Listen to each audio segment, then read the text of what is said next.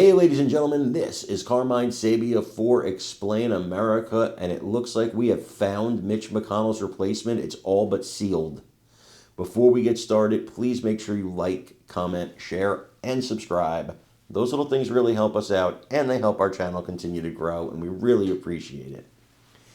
Mitch McConnell's leaving the Senate. We all know this. He's battled a series of health problems, old age. He stepped down as the leader of the Republican Party in the Senate. And I want you guys to know he had a heck of a run. Because of Mitch McConnell, we have the Supreme Court. Because of Mitch McConnell, we have judges all over this country. Mitch McConnell was a master of the Senate. Did he always agree with us? Did he always agree with President Trump? No.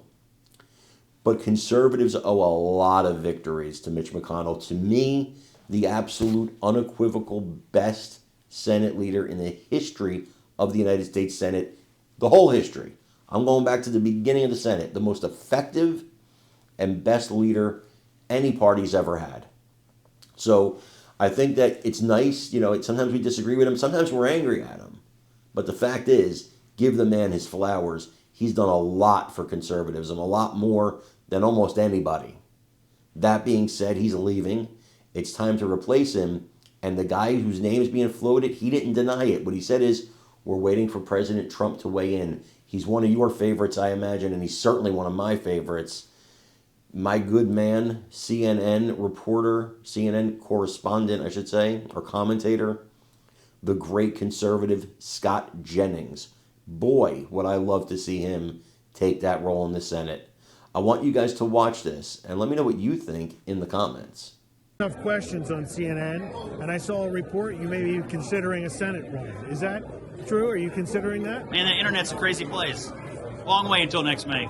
It is a long way, but yeah. That seat will be open when McConnell's out, so I was wondering if maybe you were throwing your hat in the ring, possibly. Yeah, I read all this with some amusement, but again, it's a long way till next year. But I'll tell you this, I think Kentucky has benefited from having Republican senators for a long time. I think that seat ought to be in the hands, ultimately, of somebody who's going to help Donald Trump execute on the president's agenda. And frankly, I think politics is a team sport. The president's ahead of our team, and I think eventually he'll need to weigh in here on who he thinks is best to help him execute on his agenda. And just as a piece of analysis, whoever Donald Trump endorses will be the next senator from Kentucky.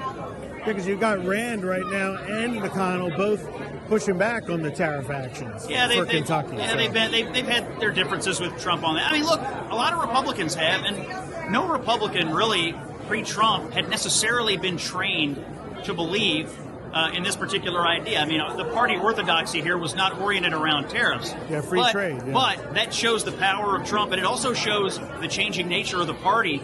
Trump has reoriented the party around a lot of working class Americans who probably voted for Clinton in the 90s.